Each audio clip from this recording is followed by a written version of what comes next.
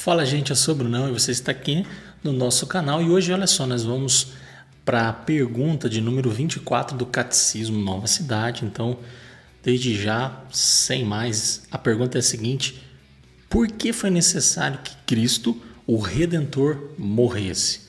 Olha aí, antes da gente responder a pergunta, dá um joinha para a gente, se inscreva no canal, acione as notificações e vão para cima.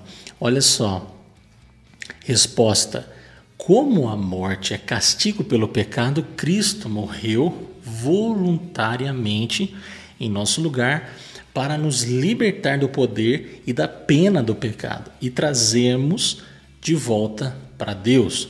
Por sua morte substitutiva e de expiação, somente Ele nos redime do pecado e obtém para nós perdão dos pecados, justiça e vida eterna. Olha aí. Bom, o texto base desta pergunta é a seguinte, está lá em Colossenses, carta de Paulo aos Colossenses, capítulo 1, versículo 21 e 22, que diz assim, olha só: e a vós outros também, que outrora éreis estranhos e inimigos no entendimento pelas vossas obras malignas, agora, pois vos reconciliou no corpo de sua morte, mediante sua morte, para apresentar-vos perante ele santos, inculpáveis e irrepreensíveis. Ele quem? O Senhor Jesus, texto que Paulo traz para nós aí a respeito da supremacia de Cristo, de Colossenses 1. Olha só, vamos entrar aqui já no primeiro comentário, é o comentário de Atanásio de Alexandria, lá dos primeiros concílios, que rebateu o arianismo, pai da igreja. Ele vai dizer o seguinte: olha só, ao tomar um corpo como o nosso, porque todos os nossos corpos estavam propensos à corrupção da morte, ele entregou o seu corpo à morte no nosso lugar, no lugar de todos, oferecendo ao Pai. Então, Jesus se entregou de forma voluntária, e é isso que a gente precisa entender desde já. Ele se oferece ao Pai. Outra coisa interessante que Atanásio vai dizer é o seguinte: ele fez isso por genuíno amor por nós, ou seja, totalmente voluntário, totalmente sacrificial, totalmente verdadeiro. Não tinha nenhuma intenção de se autopromover, enfim. O único intuito era de nos libertar. E ele vai continuar dizendo para que em sua morte, ou seja, na morte de Cristo, todos morressem e assim a lei da morte fosse abolida. Nós morremos sim com Cristo. Essa aqui é a grande realidade. Porque cumpriu em nosso corpo aquilo para o qual foi designado. Cristo foi designado, anulando desse modo seu poder sobre os homens. Qual poder? O poder da morte sobre nós, ok? Ele fez isso para que nós voltássemos à incorrupção, né, a incorrupção dos homens que tinha voltado à corrupção. Então, a ideia que Atanásio está dizendo é trazer a possibilidade de não nos corrompermos mais pela morte de Cristo, né? Estando nele, somos incorruptos. Não podemos mais, ainda de forma não plena, mas já há em nós a possibilidade de não corrupção. É isso que Atanásio está dizendo, tornando-os vivos pela morte, pela apropriação de seu corpo, bem como pela graça de sua ressurreição. Assim, concluindo Atanásio, ele vai dizer o seguinte: ele faria desaparecer deles a morte como se fosse palha no fogo. Muito bom mesmo. O segundo comentário que a gente vai ter aqui é de Mark Dever, bastante conhecido aí, pastor da 9 Marcas, que remete a ele aí, a ele ser bem conhecido hoje por trabalhar aí vários livros, conceitos, né? O famoso 9 Marcas.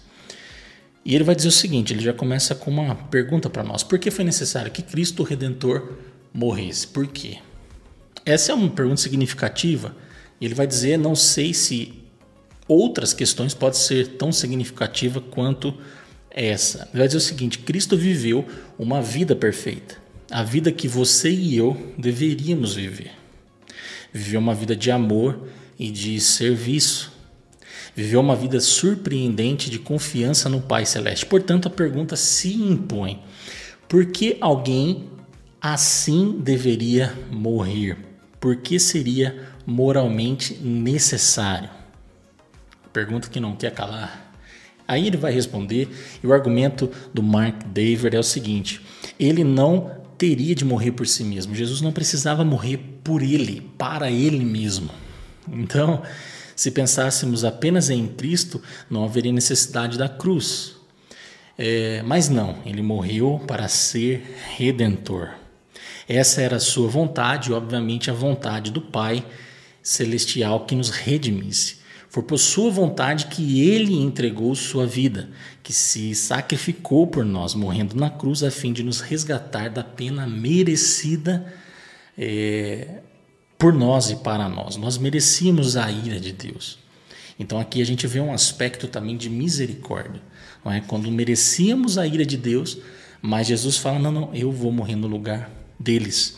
E quando Jesus faz isso, obviamente está implícito aqui a misericórdia. Por isso a graça e a misericórdia, elas caminham juntas no plano da redenção, no plano sacrificial de Cristo. Não sofremos o que merecíamos e também ganhamos o que não merecíamos. Então a graça e a misericórdia juntas na morte vicária de Cristo na cruz por nós. Então, como Deus é bom, o pecado ele necessariamente precisava ser punido.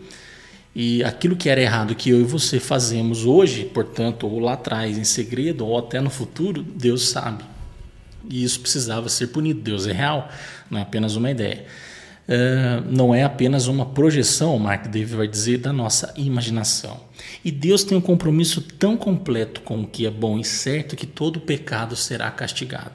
Todo pecado. E foi em Cristo na cruz. Aqui Jesus entra. Segundo Dever, Jesus decidiu ser nosso Redentor. Era a vontade de seu Pai Celestial que ele se entregasse como sacrifício substitutivo. Era o desejo de Deus. É uma palavra muito usada, né? Um substituto no lugar de, em vez de você ou de mim. Jesus é o nosso substituto quando nos arrependemos dos nossos pecados. Quando nos desviamos dos nossos pecados, quando voltamos a confiar em quem Deus é. Então, a pergunta por que o Redentor tinha necessidade de morrer, Dever conclui dizendo porque esse foi o único jeito de você e eu podermos viver. Uau! A única forma era essa. E eu fecho aqui a nossa reflexão de hoje, nosso discipulado da pergunta número 24, com a nossa oração que temos todo final de capítulo, e diz assim: Salvador expiador, somos gratos por não teres recuado, seguindo e suportando toda a morte sobre a cruz e além. Por causa de tua morte, podemos viver eternamente.